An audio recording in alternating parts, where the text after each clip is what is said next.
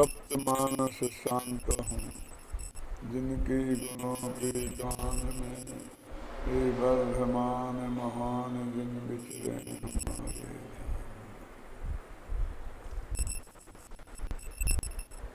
समय साधनशीलन पृष्ठ 208 का सबसे नीचे वाला प्यारा।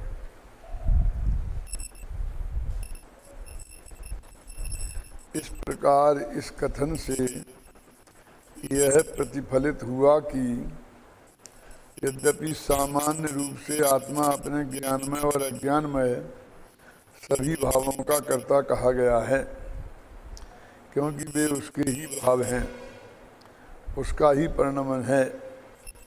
तथापि जब विशेष भेद करके देखते हैं तो ज्ञानी आत्मा ज्ञान भावों का कर्ता है और अज्ञानी आत्मा अज्ञान भावों का कर्ता है, क्योंकि सभी ज्ञानी के सभी भाव ज्ञानमय ही होते हैं और अज्ञानी के सभी भाव अज्ञानमय ही होते हैं। आपको कुछ ऐसा लगा कि इसमें कुछ नई बात कही है? इसमें ये कहा गया है कि कॉमन जब हम ये बात करेंगे कि आत्मा किन किन भावों का करता है, तो यही जवाब दिया जाएगा कि अपने ज्ञान भाव और अज्ञान भाव दोनों का करता है। क्या? और जब ये कहा जाएगा कि अपने ज्ञान भाव और अज्ञान भावों का कर्ता कौन है, तो यही कहा जाएगा कि आत्मा करता है। अभी अपन ने भेद नहीं किया ना ज्ञानी अज्ञानी का, तो सामान्य में तो सभी आ गए ना, ज्ञानी और अज्ञानी। इसलिए हम भ्रमित ना हो जाएं कि हमें इतना तो बार बार समझाया था कि हम करता है ही नहीं, हम करता है ही नहीं। तुम ज्ञानी नहीं हो तो नहीं हो, उसमें क्या दिक्कत है। लेकिन सवाल ये है कि जब कॉमन आत्मा की बात हो रही तो जो ज्ञानी आत्मा के बारे में कमेंट्स है, अज्ञानी आत्मा के बारे में कमेंट्स है, वो सब लागू होंगे ना। जब सामान्य बात होगी तो सभी बात लागू होगी। ख्याल में है ना? जब हम पूरे हिंदुस्तान की बात करेंगे तो उसमें गुजरात राजस्थान सब एक साथ आ ही जाएंगे ना, है ना। अगर हम राजस्थान की बात करेंगे तो गुजरात नहीं आएगा, गुजरात की बात करेंगे तो राजस्थान नहीं आएगा। अभी विदेशी लोग क्या कहते हैं कि भारत ने इतने पदक जीत लिए। क्या? उन तो भारत में बोलते हैं। और फिर दूसरा कमेंट्स आया कि वहाँ पर राजस्थान ही हावी रहा। अभी राजस्थान ही हावी रहा क्यों? राजस्थान की अखबार है ना, राजस्थान पत्रिका है, तो वो तो राजस्थान के गवाह है ना। वो तो ये देखे कि उसमें यदि राजस्थान का एक भी नहीं होता स्वर्ण पदक जीतने में, तो भारत जीता, खुशी तो होती, फिर भी भारत जीता ही लिखता रहता। वो राजस्थान का क्या हुआ, राजस्थान ने एक भी नहीं जीता, ये बात शायद नहीं लिखता। खोल के लिखता तो कोई लिखता नहीं, ख्याल में ही ना। और फिर और बात आई तो जयपुर हावी जयपुर सूत्रों में जयपुर हावी। अब ये कहाँ से आ गया समझ गया? तो ऐसा भेद अभेद का कथन होता रहता है। तो अपने चित्त को भ्रमित करने की जरूरत नहीं है, उसको बारीकी से देखना चाहिए कि उसकी अपेक्षा क्या है। वैसे तो समझदार लोग बहुत समझदारी से ही भाषा का प्रयोग करते हैं। जैसे लगा ना, आत्मा अपने सभी भावों का करता है, तो आत्मा कहा ना और सभी भाव कहा। और जब वो बात करेंगे तो वहाँ कहेंगे ज्ञानी, ज्ञान भावों का अज्ञानी, अज्ञान भाव। हम भेद नहीं कर पाते हैं कि उस वक्त ने आत्मा बोला था और अभी ज्ञानी बोला है, ये भेद नहीं कर पाते ना। तो हमें लगता है 1 मिनट में ऐसा कहते हैं और 1 मिनट में ऐसा कहते हैं। अब कभी कभी, क्योंकि ये बोलना कोई एक आदमी के हाथ में नहीं है ना, लिखना भी नहीं है, तो बोलने में और लिखने में भी कुछ अस्पष्टता रह सकती है। क्या? तब भी हमें अपना विवेक जागृत करके वो सही बात समझने की हमारी जिम्मेदारी है। क्योंकि हमारे में जो अज्ञान रह जाएगा उसका पूरी तरह फल हमको ही भोगना पड़ेगा। वो उसने स्पष्ट नहीं बोला था कि उसने स्पष्ट नहीं लिखा था, इससे ये जवाब हमारा कोई सुनेगा नहीं वस्तु के स्वरूप में। अग्नि पर तुम हाथ रखोगे तो हमें किसी ने बताया नहीं था कि अग्नि पे हाथ रखोगे तो जल जाएंगे। ये बात अग्नि तुम्हारी सुनेगी नहीं, वो तो तुम्हें जलाएगी ही। क्यों? कि हम कह नहीं पाए थे अग्नि से, इसलिए हम कह देंगे कि अग्नि मुझे पता नहीं है इसलिए मैं रखता हूँ, तुम मुझे जलाना नहीं। कि नहीं, तुम चाहे कह दो चाहे नहीं कहो, वो अग्नि कोई पक्षपात करने वाली नहीं है। यानी वस्तु के स्वरूप में कहीं कोई माफ़ी नहीं है। और इसमें तो माफ़ी है ही नहीं कि हमें किसी ने बताया नहीं था। ये तो बहुत ही स्थूल है, क्योंकि तेरी जिम्मेवारी थी वो समझने की। ख्याल में है ना? कदाचित कोई ऐसा कहे मैंने पर डालने के लिए, तो वो एक अलग बात है। ख्याल में है ना? लेकिन वो एक कहेंगे निमित्त का ज्ञान कराने के लिए ऐसा कह दिया होगा। लेकिन उससे किसी भी दृष्टि से, जैसे कि आपने अभी आपकी परीक्षा हुई कि कहा शांति जी ने, अन्ना जी ने, किसी ने भी जो पढ़ाया कि उसमें हम पेपर ले देंगे और तुम परीक्षा दो, तो उसमें आप कह सकते हो साहब कि एक जो प्रश्न आपने दिया है ये अपने अभी कोर्स में हुआ नहीं है, कह सकते हो ना। और वो शायद कंसिडरेशन भी करें, कैसा था ये प्रश्न हमने ध्यान नहीं दिया और आगे आया तो इसे छोड़ देते हैं, चलो। लेकिन बोर्ड वाले करेंगे कंसिडरेशन, वहाँ आप बता देंगे कैसा कि हमने इतना, हमें शांति जी ने नहीं पढ़ाया था कि अन्ना जी ने पढ़ाया नहीं था, है? वहाँ तो कोई नहीं सुनेगा ना आपकी। उसका दंड तो वे अध्यापक को तो नहीं देंगे ना। जो सिलेबस में कोर्स है उसकी परीक्षा होगी, पेपर उसका दिया जाएगा और उसका जवाब आपको देना पड़ेगा। ख्याल में है ना? वहाँ कोई कंसेशन नहीं हो सकता ना। जब यहाँ आपको डांटने पीते हैं तो उस वक्त आप कह दो कि साहब ऐसा हो गया था, हमें पढ़ाया ही नहीं गया था यहाँ, लेकिन उससे नंबर थोड़ी बढ़ जाएंगे। तो जब तुम्हारी डांट थोड़ी कम पड़े और वो तुम्हारी पोते की डांट उस अध्यापक को पड़ जाए क्यों? लेकिन वो नंबर तो तुम्हारे ही कम होंगे, अध्यापक के कम नहीं होंगे ना। तो ये आप समझ लीजिए कि कहीं भी अज्ञान को माफी नहीं है, एक पॉइंट। और दूसरा, तो हम पहले ही कह दिया कि एक देव दूसरे देव का कर्ता नहीं है, वो तो निमित्त मात्र है। तो अब तो अपने से अध्यात्म के बढ़ने के बाद तो फिर कोई गुंजाइश ही नहीं रह जाती है। लौकिक दृष्टि से थोड़ा बहुत हम कुछ उत्तरदायित्व का कहते ना, कौन इसका उत्तरदायी है? ये एक्सीडेंट हो गया, एक्सीडेंट बस ने 3 लड़के कुचल दिए, तो इसका उत्तरदायी कौन है? क्यों? इसका उत्तरदायित्व नक्की करना चाहिए। तो उत्तरदायित्व नक्की करने वाले तो खासकर जो अखबार वाले तो मालूम कितने कितने करेंगे। तो ड्राइवर तो है ही, बस है, तो जिसकी वो बस है वो है, ख्याल में है ना। फिर वो पुलिस की व्यवस्था है, उसने कंट्रोल नहीं किया, वो है। फिर सड़क में गड्ढे हैं, वो है। फिर बरसात ज़्यादा हुई तो बरसात है, यदि गवर्नमेंट को करना चाहिए तो म्यूनिसपैलिटी है, क्यों? फिर उसके म्यूनिसपैलिटी के ऑफिसर हैं, फिर अपन कहेंगे कि राजस्थान गवर्नमेंट जिम्मेवार है, और अंत में विदेशी लोग आएंगे तो वे कहेंगे भारत में कुछ नहीं करता, केंद्र की गवर्नमेंट को ही दोष देंगे। इतनी जगह उसके निमित्त की अपेक्षा से दोष मरे जा सकते हैं, और मरे जाएंगे टीवी पे, अखबारों पर, सब में। लेकिन वो उनमें से मरेगा कोई नहीं, वो मरा वही है जो बस के नीचे आया है। क्या क्या वो तो जो जिसका जो हुआ सो हुआ, लेकिन तुझे अपने संभल के चलना चाहिए।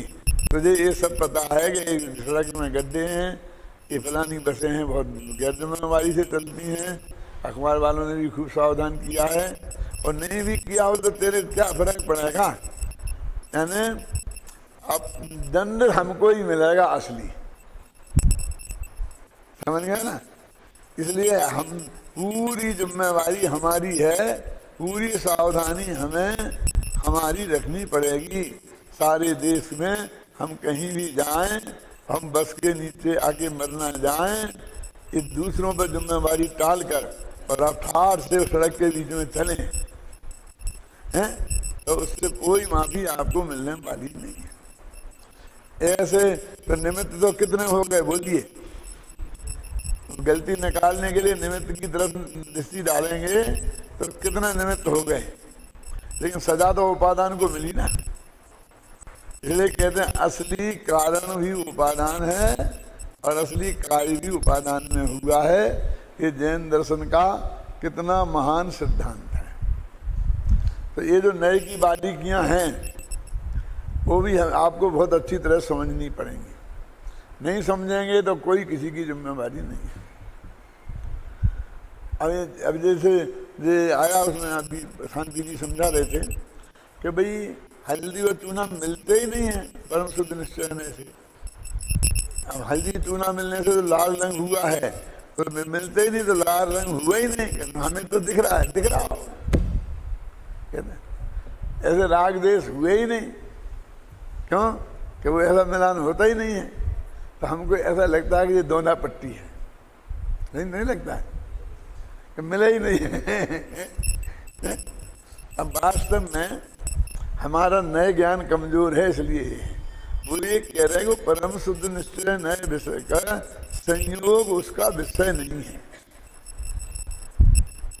आप समझे ना, वो विषय बटे हुए हैं ना, तो संयोग को देखना जिस नए का विषय है वो देखेगा और वो बताएगा। है परम शुद्ध निश्चय नए का विषय, तो सारे संयोगों से भिन्न आत्मा को देखना है और अपने विकारों से भी भिन्न आत्मा को देखना है। आप समझ गए ना, संयोगी भावों से भी भिन्न आत्मा को देखना है। तो मतलब वो हुआ ही नहीं, मिले ही नहीं, माने वो नए मिली हुई चीज को देखता ही नहीं। यदि एक्सीडेंट हो गया है तो वो गुंडा था, अपराधी था, हत्यारा था, हत्या करके भाग रहा था, ये सब पुलिस का काम है, अदालत का काम है। डॉक्टर का काम तो ये है कि उसके अस्पताल में केस आए तो पूरी ईमानदारी से उसका इलाज करे, जो भी संभव हो बढ़िया से बढ़िया। क्यों वो कहे डाकू है, बदमाश है, हत्यारा है, इससे उससे कुछ मतलब नहीं। आप ठीक हो जाए तो आप ले जाके जो भी करना हो फांसी पे चला देना, हम तो ठीक करेंगे।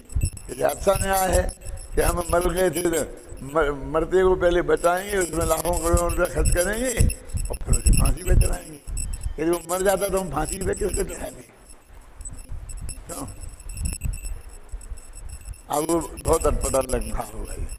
देखिए मैं पूछता हूँ, इतने आतंकवादियों ने बम्बई पे हमला किया, अब उसमें जो मर गए उन पे तो केस बंद चला नहीं सकते, और जो भाग गए जिन्हें अपन पकड़ नहीं पाए, जिनके विरुद्ध हमें कोई सबूत नहीं मिले, उन पर भी कुछ नहीं कर सकते। यदि वो एक नहीं पकड़ा जाता कसाव तो किसी पे ही कुछ नहीं होता। अब एक पकड़ा गया है तो उसमें तो जो भी हमारी कानून की व्यवस्था है, न्याय है, उसके अनुसार जो होगा सो होगा। अब आपके ख्याल में आई ना, तो वो कहते हैं कि वो पकड़ना तो वही नहीं, अब उसे अस्पताल में भेजेंगे, बीमार हो जाएगा तो डॉक्टर इलाज तो वैसे ही करेगा ना, बढ़िया से बढ़िया करना चाहिए ना नैतिकता से, कि डॉक्टर कहेगा कि ये तो बहुत गड़बड़ कर रहे हैं, फांसी पे चढ़ाना पड़ेगा, और फिर इतने कहते राष्ट्रपति से माफी मंगवा लेंगे तो आजीवन कारावास में बदल देगा, ये साला मरेगा ही नहीं, मेरे कब्जे में आ गया है, एक जहर का इंजेक्शन दे देता हूँ। ऐसा साफ बोलो, और ऐसा वो कर दे और बाद में सिद्ध हो जाए हैं तो डॉक्टर फांसी पे चढ़ जाएगा उसकी जगह।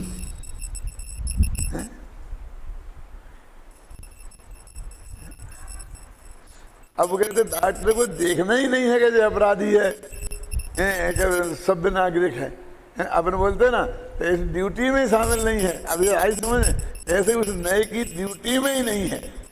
नए वो कहता नए नहीं देख, वस्तु में कुछ नहीं, वो कहता मिले ही नहीं है। ये तो भाषा है, माने मिले हैं तो मिलेपन को देखना मेरा काम नहीं है। मिले में भी वे अमिल मिलाप जो उनका स्वभाव है वो मेरा देखना है स्वभाव है। आप समझे ना, ऐसी बात है। अमिल मिलाप नितम में जो रहे कान सुन, बनारसी दास ने ऐसा लिखा है। दो द्रव्यों में अमिल मिलाप है। अमिल मिलाप है, मिलाप है लेकिन वे कभी मिले ही नहीं, ऐसा मिलाप है।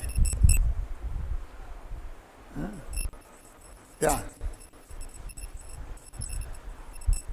अब इसलिए वो आचार्यों ने उस भाषा में लिख दी। किस भाषा में? क्या कि वो तो मिलते ही नहीं है। अब हम सारे देश में डंका तो डाल लेंगे, मिलते ही नहीं है, मिलते ही नहीं है। फिर वो कहे मिले हैं, बोला आगे आएगा, अगले ये चूना है, ये हल्दी है, अरे हमने मिला दिए। कह रहे नहीं मिले तो बता, अरे झूठ बोल, क्या करोगे बोलिए, बोलो। समझ में आया आपके कि नहीं आया? वो तो अल्लाह के हल्दी भी रखेगा, चूना भी रखे और उन दोनों को मिलाएगा, क्योंकि आत्मा और कर्मों को पकड़ के ला करके तो वो मिला नहीं सकता। उदाहरण तो तुमने हल्दी और चूना का दिया है ना, तो वो तो उन्हें तो मिलाएगा। तो वास्तव में भाषा तो ऐसी है कि वो मिलते ही नहीं है, लेकिन उसने साथ में लगा ना इस नए से। क्या? तो वो नए जो पदार्थ मिलते नहीं है उन्हें अमिल नहीं देखता है। जो वे मिल गए उस समय ही जो उनका नहीं मिलने का स्वभाव है वो उसे देखता है। क्या समझ में?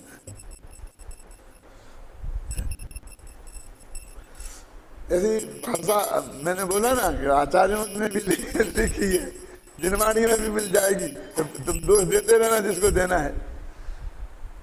यानी भाषा में भी, लेखनी में भी, बोली में भी आएगा, ख्याल नहीं ना, समझ गए ना? लेकिन वो आएगा कि ये अपना त्रिकाली भगवात्मा सातवां द्रव्य है। क्यों? दिल तो छह ही होते, सातवां कहां से आ गया?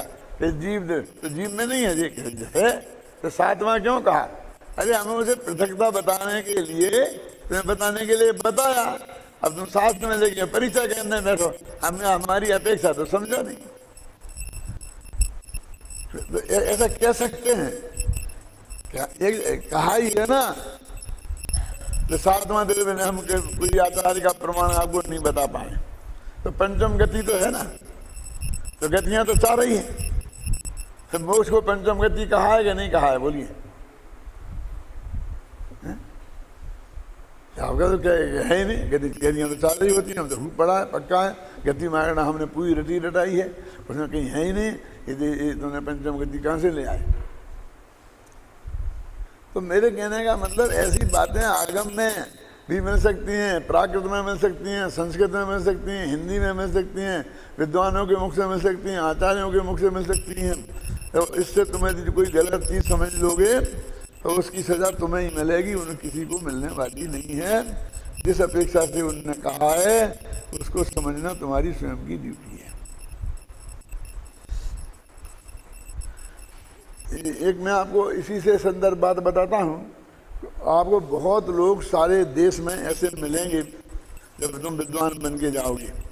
कैसा वो चंद्रमा और सूरज और फलाना और ये घूमती है, पृथ्वी घूमती है, चंद्रमा घूमता है, चंद्रमा तक तो हो आए हैं, तुम ये बोलते हो सुमेर प्रगट तो आज तक किसी ने कोई देखा ही नहीं है। कुछ बातें आएंगे, ऐसा लगता है हमारा जैन धर्म तो झूठा है। कुछ भी आए, सारे प्रश्न किए जाएंगे।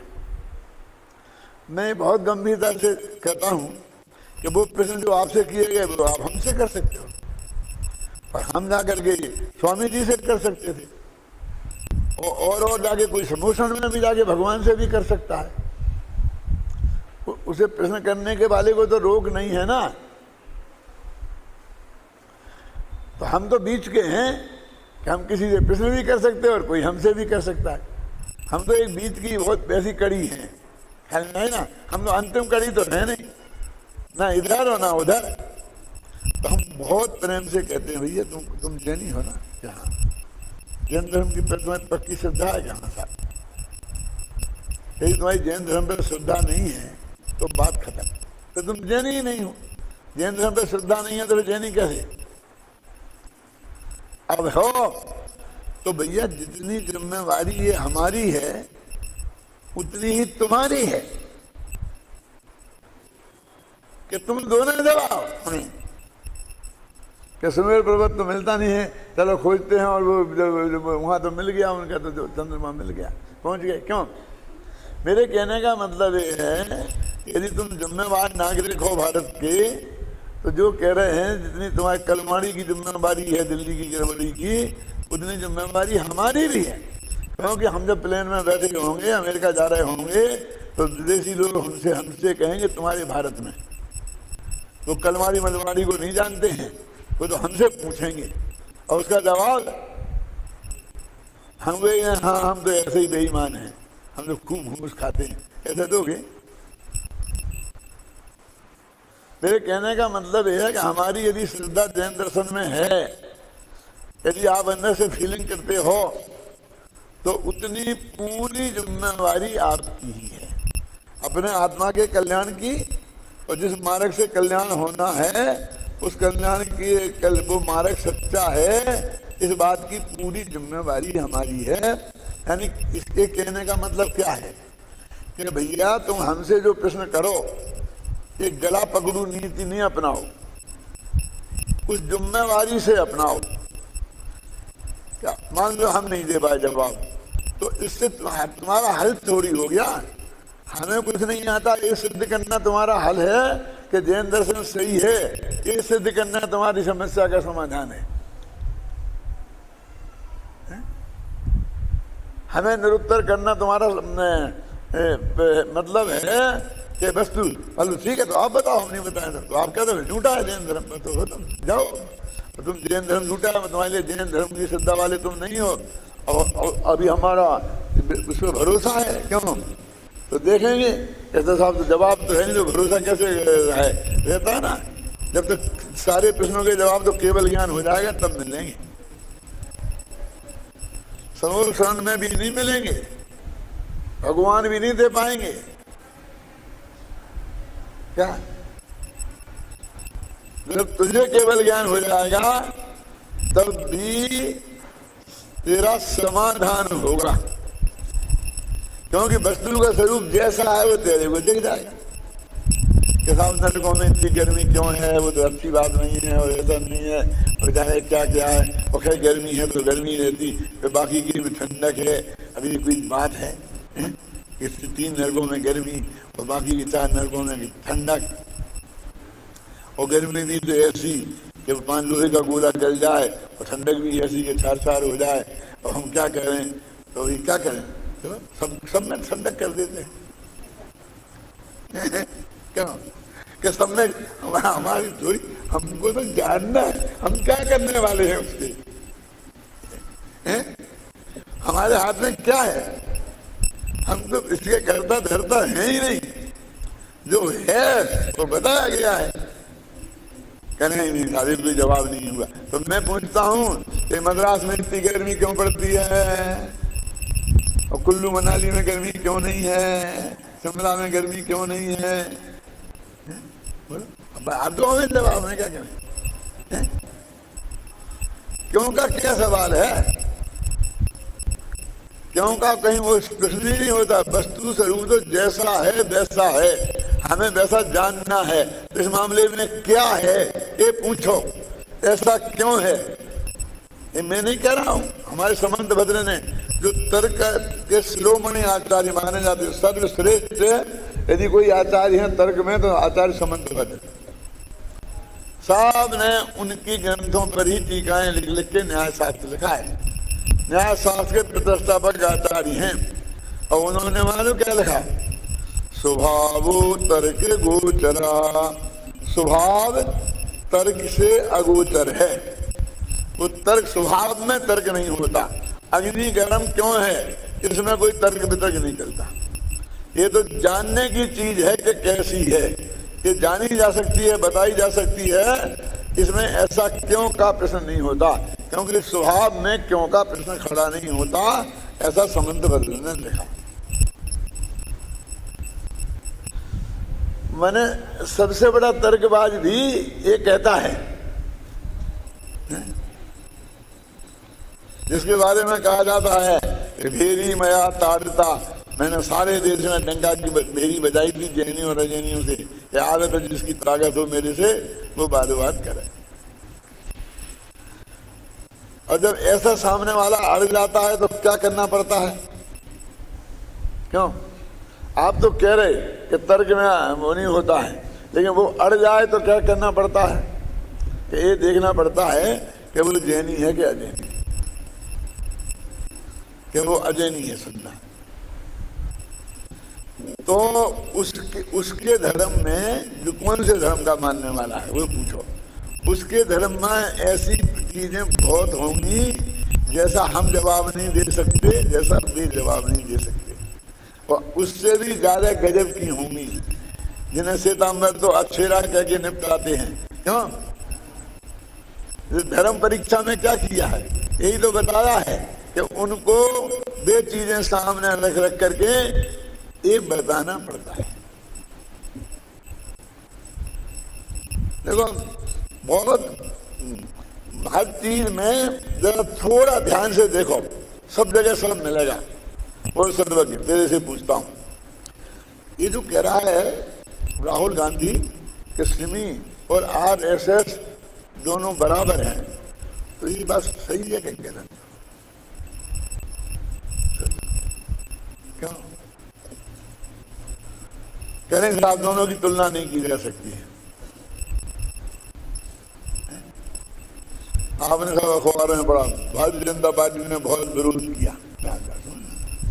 अब कुछ राजनीति ओट में पहाड़ है, मालूम उसने क्या कहा कि दोनों ही कम्युनल हैं, दोनों ही एक्सट्रीम हैं।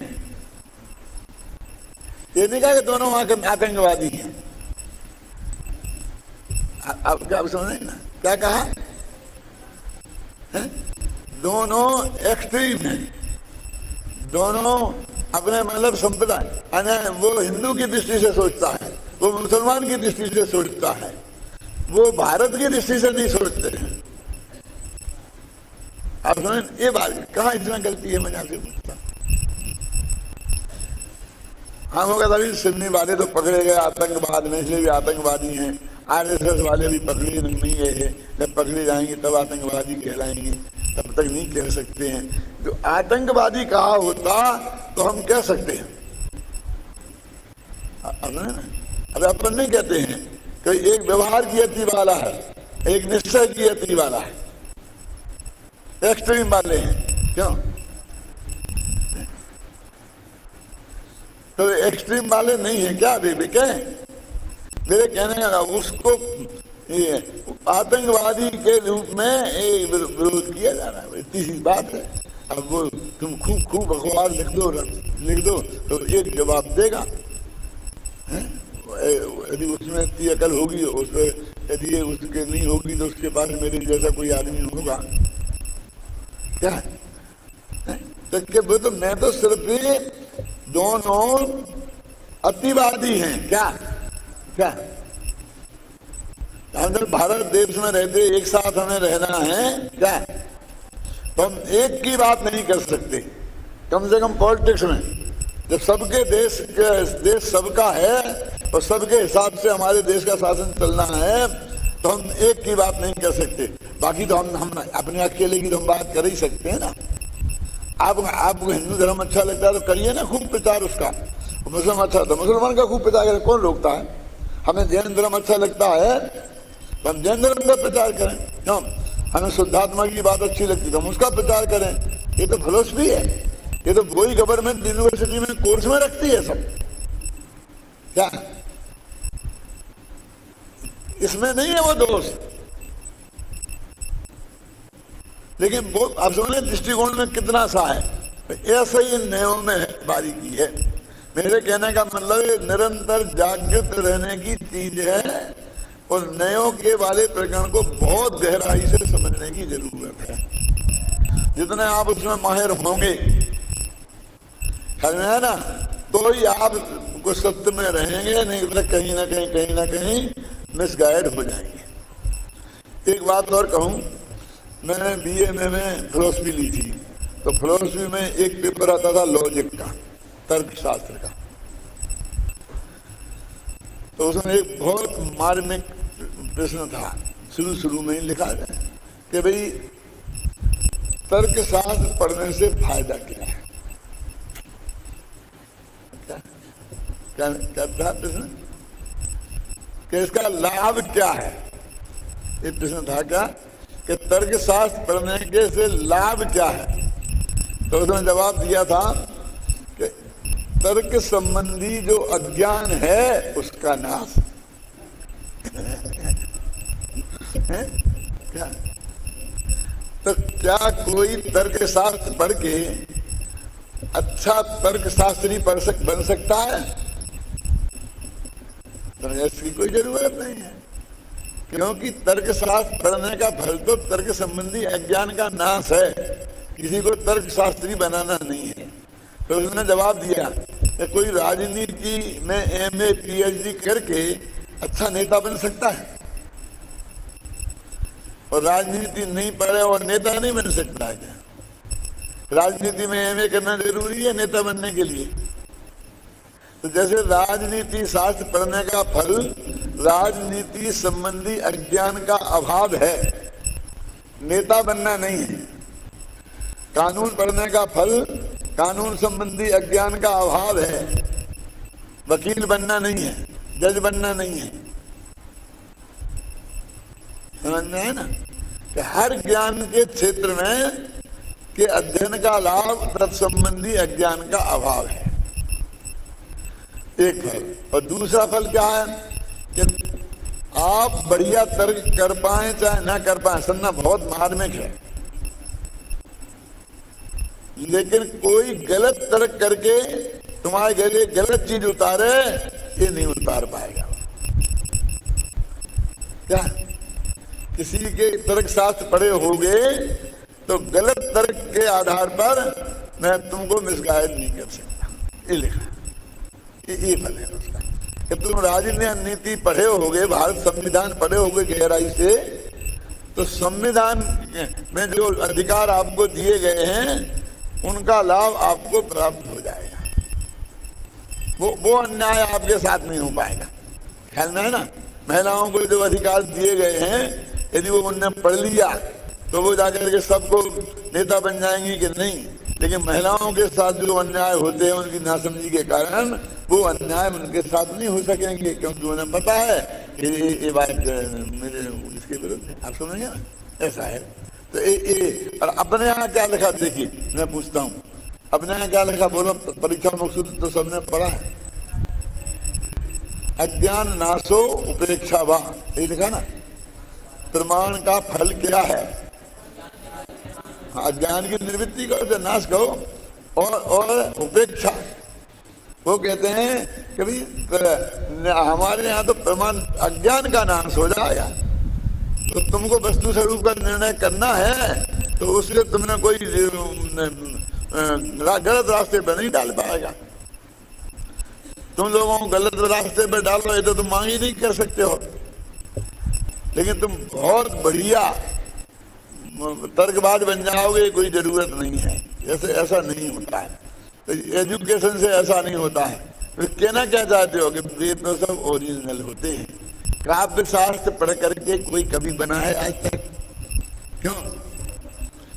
यस्या प्रथमे पादे द्वादश मात्रा तथा तृतीय अष्टादश द्वितीय चतुर्थी पंचदशार्या, ये आर्या छंद की परिभाषा है कि जिसमें पहले पद में 12 मात्रा हो, दूसरे पद में 18 मात्रा हो, तीसरे पद में 12 मात्रा हो, चौथे पद में 15 मात्राएं।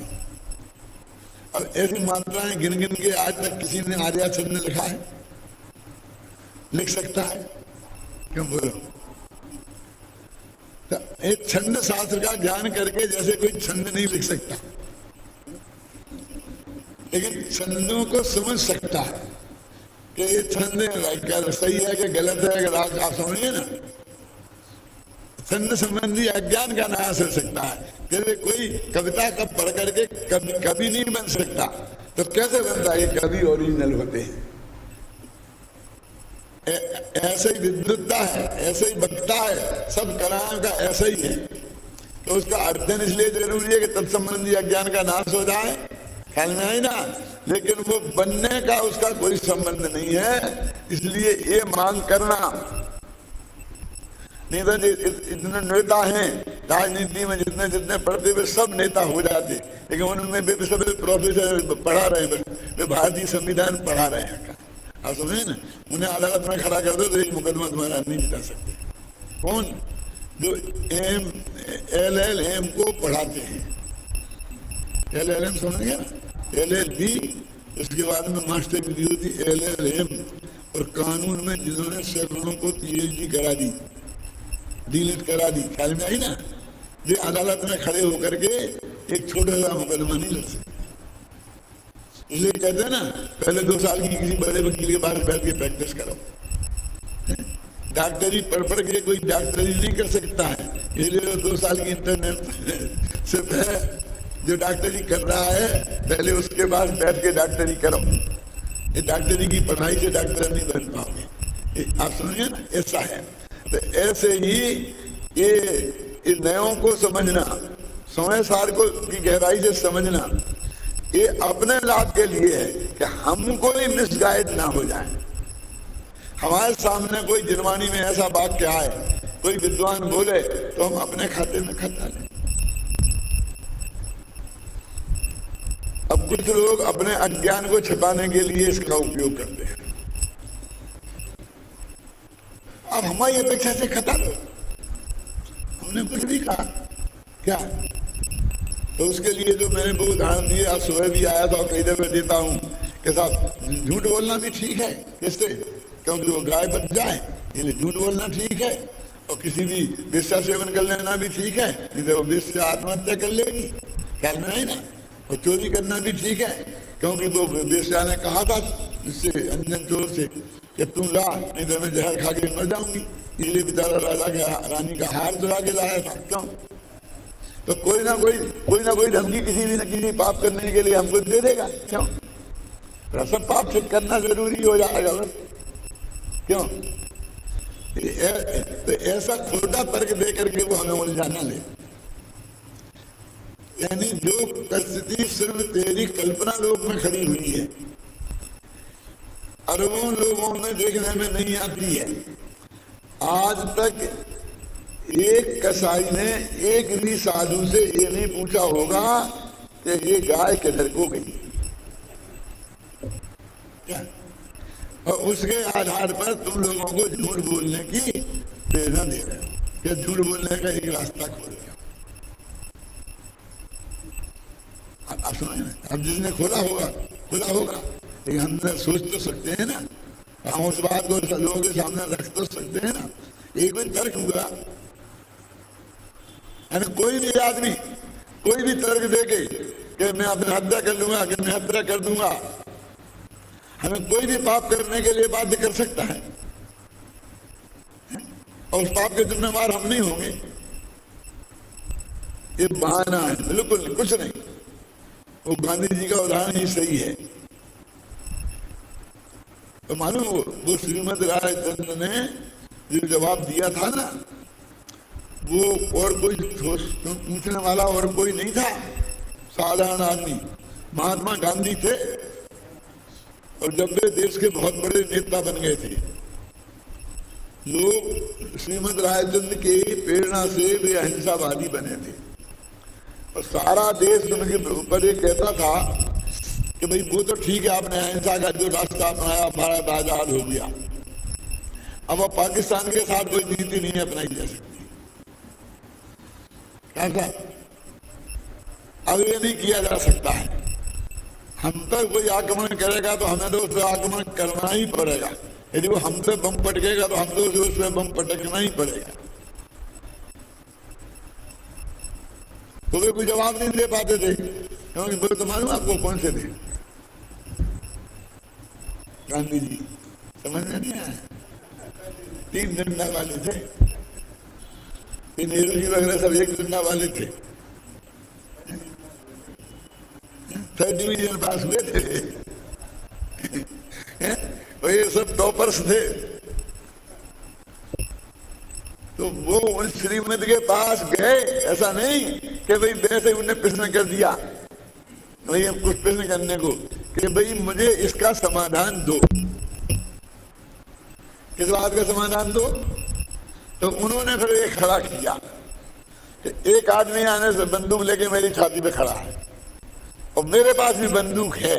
अब है वाला चाहिए ना, हमारे पास भी अनुमान है ना। उदाहरण तो एक सा बनाना पड़ेगा क्या नहीं? अब दोनों आमने सामने ऐसी बंदूक ताने खड़े हैं। 1 सेकंड पहले जिसने ये डिसीजन ले लिया कि मुझे मारना है, तो वो मार देगा और सामने वाला मर जाएगा। यानी इस सोचने का ज्यादा समय नहीं है। आप सुनिए ना। अब मैं आपसे पूछता हूं कि ऐसी परिस्थिति में मुझे क्या करना चाहिए? ये अनुभव में मैं पहले पाकिस्तान में फटक दूंगा तो पाकिस्तान खत्म हो जाएगा और मैं जीत जाऊंगा, पाकिस्तान भी अपने कब्जे में हो जाएगा, सारी जमीन अपने पास आ जाएगी। और उसने पटक दिया तो सारा देश पाकिस्तान हो जाएगा। अब बोलो क्या करना? अब बोलो श्रीमद तुम क्या करना?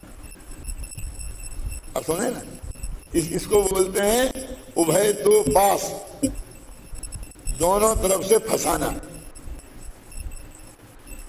और जवाब क्या है कि हाँ तुम मार दो, यही बढ़िया है, क्योंकि हिंदुस्तान खत्म हो जाए। इसको कौन मानेगा? कह दोगे तो 1 मिनट में तो तुम्हारी हत्या कर देंगे। ऐसे आदमी को, विचारधारा वाले को हमको हिंदुस्तान में रहने नहीं देना है, समझिए ना। माने सीधे सच्चे अर्थों में यही कहलवाना चाहते हैं। तो बिल्कुल चुप रहे, बोले जो मैंने कहा तीसरा रास्ता भी है चुप रहने का। जब बहुत पीछे पड़े तो श्रीमद ने क्या जवाब दिया वो बहुत समझने लायक है, अंदर से विचार करने लायक है। श्रीमद जी मामले बहुत बुद्धिमान आदमी थे, वो प्रतिभा संपन्न थे। विशेषज्ञ थे कि नहीं थे इस बारे में मैं अभी कुछ नहीं कहता,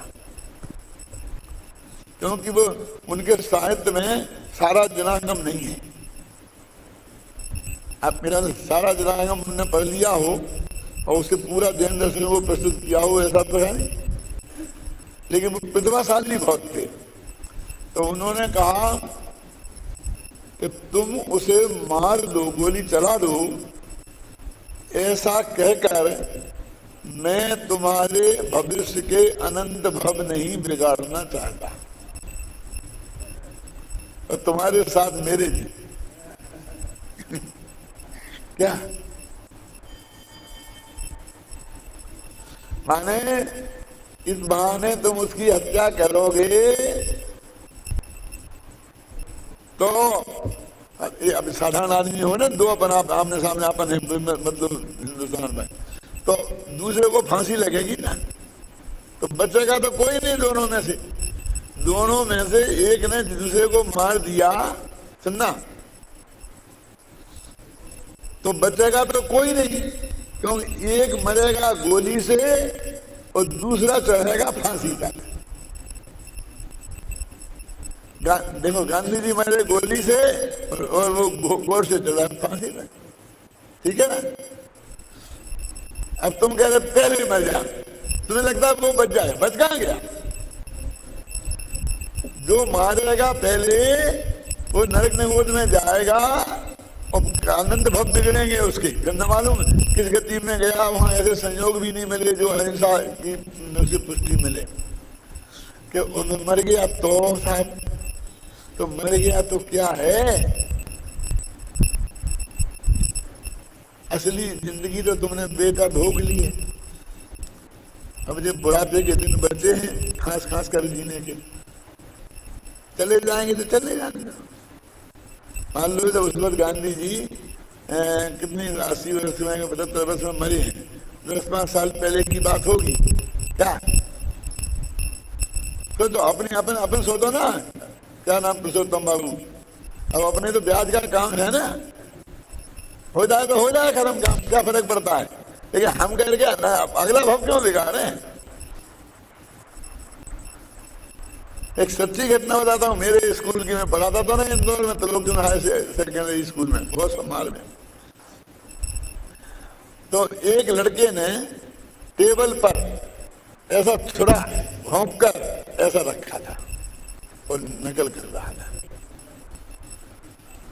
और सब लोग अध्यापक एक जोशी जी अध्यापक थे, वो लंगड़े लंगड़े से थे, बुजुर्ग थे, अंग्रेजी पढ़ाते थे हमारे साथ। हम तो छोटी उम्र के थे, यहाँ आए उसके पहले की बात है ना, हम तो 27-28 वर्ष के होंगे, 30 वर्ष के होंगे, और वो थे कम से कम 60-65 वर्ष के।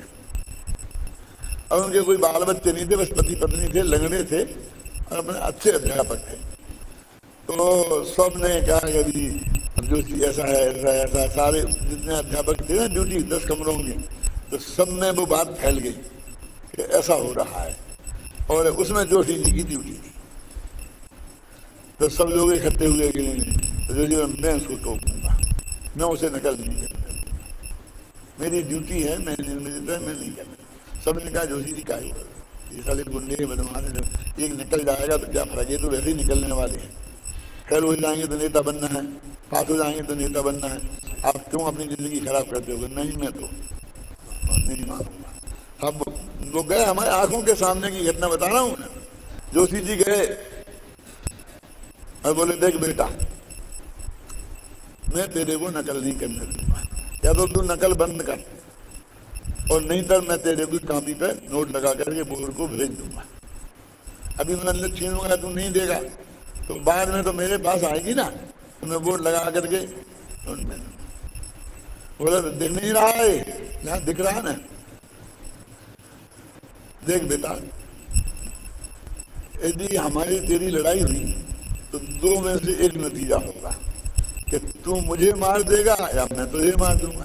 जरा समझना क्या बात कर, तुम मुझे मार दोगे, 1%, वैसे तुम मुझे ही मारेगा, लेकिन तू मुझे मारेगा तो फांसी पे चढ़ेगा, ये पक्का, इतने गवाह हैं, इतना वो है, ऐसा नहीं चल पाएगा, तू फांसी पे चढ़ेगा, तू मुझे मारेगा तो फांसी पे चढ़ेगा, और मैं तुझे मारूंगा तो तू मर ही जाएगा, और मैं तो आत्मरक्षा में, मैं फांसी पे नहीं चढ़ूंगा, क्यों? और मैंने तो सारी जिंदगी जी ली है, अगली साल रिटायर्ड होने वाला हूं, अब तो मेरी ये सड़ी सड़ाई जिंदगी है, मेरा कोई कहीं आगे पीछे फिक्र मत कर, लेकिन मैं तुझे नकल नहीं करने दूंगा। क्या साहब, कुछ नहीं, सारे कागज दे दिए कुछ नहीं किया, समझ में आ गई उसकी समझ में ये बात आ गई क्या? तो ऐसा नहीं है कि कोई बड़े लेवल की ही बात है, ऐसे झूठे तर्क दे दे कर हम अणुबम भी फेंकने का अधिकार लेना चाहते हैं। देखो कितने नालायक हैं। मेरी बात समझना मैं क्या कहना चाहता हूं।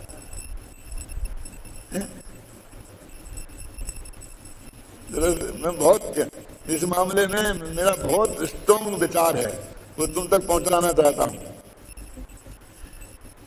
किसी भी कीमत पर अणुबम किसी पे नहीं डाला जाना चाहिए, हिंदुस्तान को नहीं डालना चाहिए कि भाई डाल के हमें हाँ उस कीमत, ऐसा कहते हैं ना लोग, तो लोगों को बहुत वो लगता है, लेकिन नहीं, किसी भी कीमत पर। तो फिर क्या कहते हैं, कश्मीर दे दें, तो फिर मेरे जो विचार हैं ये लोगों के गले में पचना बहुत मुश्किल है कि दे के भी यदि अणुबम डालने से बचते हो तो दे दो, घबराना नहीं। क्या कहता हूं मैं, आप समझ रहे ना? ये कश्मीर बराबर कई प्रांत को तुम मार के खत्म करके अपने पास रख करके कौन सा मोक्ष में चले जाओगे? क्या करोगे? क्या उपलब्धि है? तुम किसी बहाने से हिंसा का समर्थन नहीं किया जा सकता। और ऐसा कह के वो तो जो होगा तो होगा, हमारे हाथ में है नहीं। सुनो, हम अनंत पाप बांध रहे हैं। जब राजेंद्र मंसल है ना, ऐसा कर देना चाहिए, ऐसा। मैंने उन्हें समझाया कि देखो आप कितना बड़ा पाप कर रहे हो, ये विकल्प भी नहीं लाना, आक्रमण कर देना चाहिए, आक्रमण कर देना चाहिए, पाकिस्तान को मंडा दिखा देना चाहिए। कुछ नहीं, आपको मालूम हजारों लोग रोजाना मरते हैं, साल में 10,000 लोग मर जाते हैं कश्मीर की बॉर्डर पर आतंकवादियों से। 10,000 मर जाते हैं ना, और अनुभव से कितने मरेंगे? ऐसे 10,000 1,00,000 बरस तक मरे तो भी अनुभव से कम मरेंगे। बोलो घाटे का सौदा है। मैं मरने की बात नहीं कहता हूं, जरा समझना मेरा विचार क्या है। क्या कि झगड़ा है, इतना है, इतने लोग मर जाते हैं कश्मीर की बॉर्डर पर। ये आतंकवादियों ने इतना मार दिए, 5 आ गए, रोजाना अखबार में आता, 3 आ गए, 5 आ गए, 4 आ गए, गिनो साल भर के कितने आए। घबराना नहीं, पूरी बात सुनना। हो सकता है मेरे को जेल भी हो जाए, लेकिन मेरी बात सुनना, मैं क्या सोचता हूं। साल भर के लगाओ ना, कितने मारे, क्यों? हजारों में निकलेंगे, लाखों नहीं निकलेंगे। तुझे ना अखबार में 3, 4, 5, 10, 11 लगाओ ना, जोड़ 10,000 से ज्यादा नहीं निकलेंगे। और तुम इसकी वजह से जो पाकिस्तान के उन इलाकों में कि जहां पे कैंप चल रहे हैं, बम भटक दो। क्या कह रहे हो?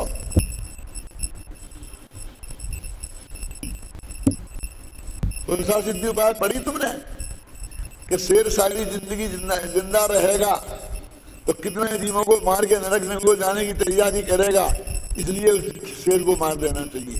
तो उन्होंने कहा कि जब जितने जीवों को वो जिंदगी भर में खाएगा उतने शेर तुम मार दोगे, तो उसी न्याय से तुम्हें भी वही दंड मिलना चाहिए कि फिर तुम्हें मार देना चाहिए। तर्क समझ में आया कि नहीं? न्याय से इतने जीवों को मारे उसको ये दंड। तो तुमने भी इतने जीवों, इतने शेरों को मारा, मारने वाले को, अरे उनकी जिम्मेवारी उसकी है। तो मुसलमानों क्या तर्क दिया? ये नहीं दिया कैसे कि वो शेर लोग मर जाएंगे। वो कहते हैं कि वो शेर को कितना ज्यादा पाप लगेगा, इतने जीवों को मारेगा, तो मैंने उसे मारकर उसे पाप से बचा दिया। अरे ऐसा तर्क दिया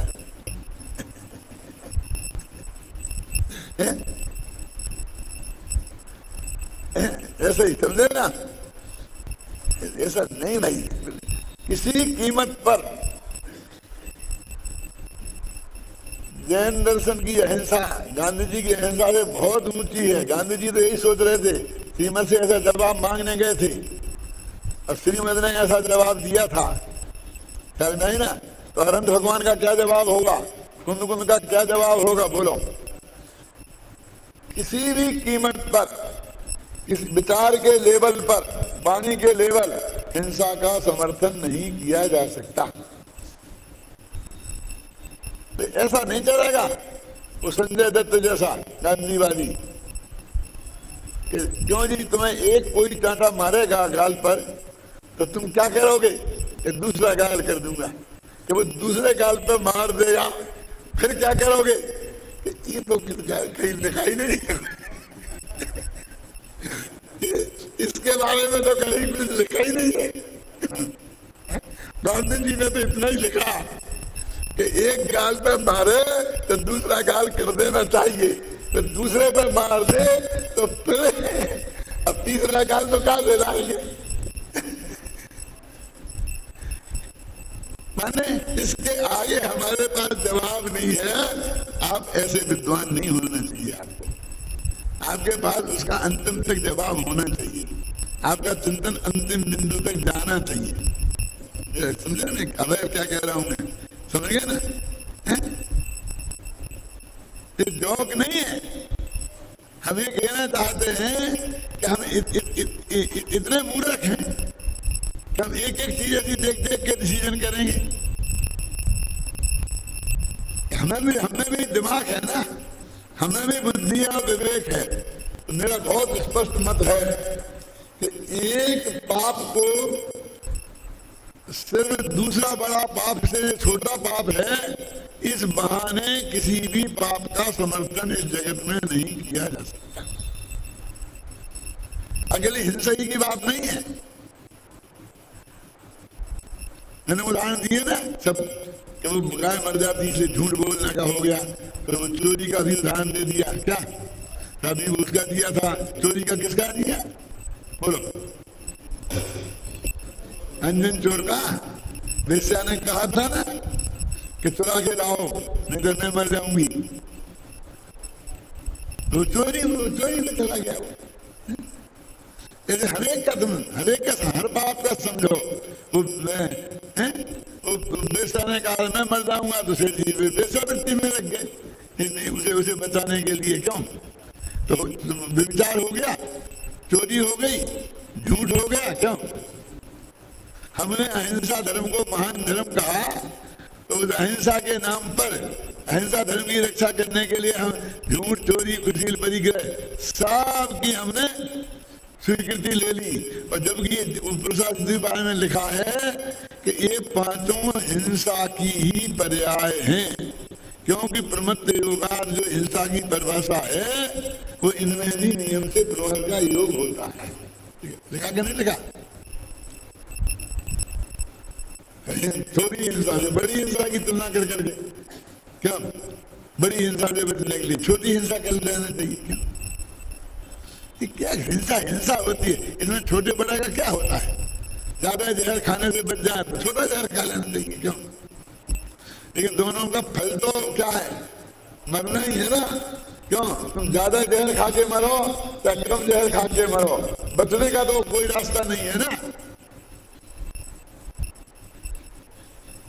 इसलिए बहुत विवेक से तत्व ज्ञान का निर्णय करना चाहिए और कभी भी किसी दूसरे के माथे पर जिम्मेवारी डालकर हम उस जिम्मेवारी से नहीं बच सकते।